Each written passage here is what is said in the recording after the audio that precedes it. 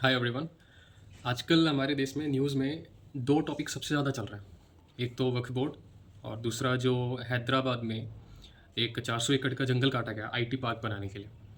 तो मैं वक्फ बोर्ड पे तो नहीं बोलूँगा, लेकिन मैं इस पे टॉपिक पे बात करना चाहूँगा जहाँ डेवलपमेंट के नाम पे एक जंगल को काटा जा रहा है। तो पॉइंट ये है कि जितने भी बड़े शहर हैं, मुंबई, हैदराबाद, बेंगलुरु, गुड़गांव, नोएडा, यहाँ डेवलपमेंट पहले से है और हम कहें तो डेवलप्ड हैं ये। और जितने भी और इन्वेस्टमेंट्स आ रही है सब यहीं आ रही है। तो इससे क्या क्या हो रहा है, एक तो वहाँ पे पॉल्यूशन बढ़ रहा है पॉपुलेशन के साथ, दूसरा पानी की कमी, तीसरा जितना पॉल्यूशन बढ़ेगा उतना ही बीमारियाँ बढ़ेंगी। लेकिन स्कोप नहीं है। तो छोटे छोटे जो शहर है वहाँ के लोग क्या करेंगे, जिसको जॉब चाहिए वो बाहर जाएगा ही, तो बड़े शहरों में जाएंगे। तो इसका इम्पैक्ट क्या पड़ रहा है हमारे ऊपर, जो हम देख रहे हैं अभी न्यूज़ में कि हैदराबाद में जो एरिया है गाची बावली करके जहाँ जो जंगल काटा जा रहा है, यही एक सच्चाई है कि आज के टाइम पे जंगल नहीं बच रहे हैं, खेत नहीं बचे। क्यों? क्योंकि जो पहले से डेवलप्ड एरिया वहीं पे डेवलपमेंट के लिए और इन्वेस्टमेंट आ रही है और वहाँ पे स्पेस चाहिए। तो स्पेस के लिए क्या होगा, ज़मीनें ऐसे साफ़ होंगी। अब इसका एक सोल्यूशन क्या है पता नहीं, मुझे जो लगता है मैं अपना थॉट रखना चाहता हूँ। मुझसे बहुत ज़्यादा टैलेंटेड लोग बैठे हैं सेक्रेटरीट में जो अच्छे अच्छे एडवाइस देते होंगे मंत्रियों को। तो लेकिन मैं अपना थॉट रखना चाहूँगा कि गवर्नमेंट जैसे एक बिजनेस करने के लिए हर एरिया पे, हर बड़े शहर में, स्टेट में एक स्पेशल इकोनॉमिक जोन होता है जिसको सेज बोलते हैं शॉर्ट फॉर्म में।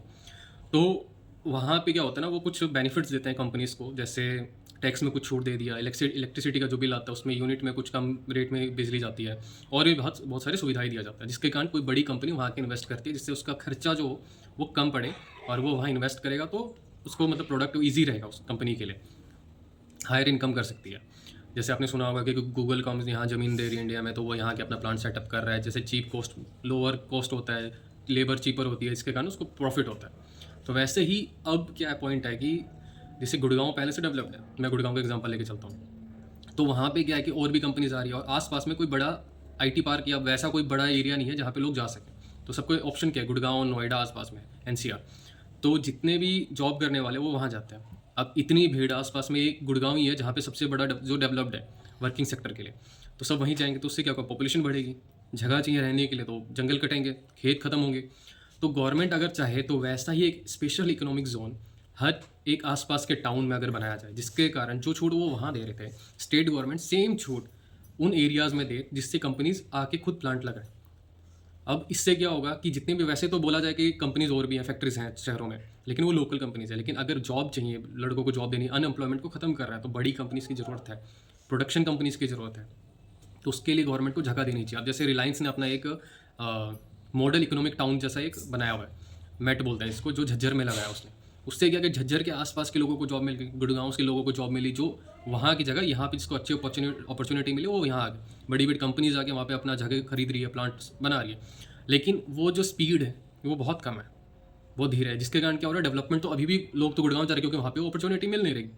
तो वैसे ही अगर हर स्टेट की सरकार अपने अपने स्टेट में जितने भी बड़े बड़े डिस्ट्रिक्ट्स हैं वहाँ पे ऐसे स्पेशल जोन्स बनाए जहाँ पे वो ऑफर करें बड़ी बड़ी कंपनीज को, आप आइए, प्लांट लगाइए, एम्प्लॉयमेंट जनरेट कीजिए। तो इससे क्या होगा, जो एक पर्टिकुलर एरिया में लोड पड़ रहा था, जैसे गुड़गांव में, हैदराबाद, बेंगलुरु, मुंबई, उस लोड को बांटा जा सके। तो उससे बेनिफिट कई सारे होंगे। पहली चीज़ तो कि जंगल बचेंगे, खेत बचेंगे, क्योंकि आपने क्या किया, जो पॉपुलेशन एक ही जगह भाग रही थी उसको बांट दिया, बैलेंस कर दिया। पानी की कमी क्यों हो रही है बेंगलुरु में, चेन्नई में? क्योंकि वहीं पे पॉपुलेशन बढ़ते जा रही है, जिसके कारण पानी की कमी हो रही है, लोगों को हर चीज़ नहीं मिल रही।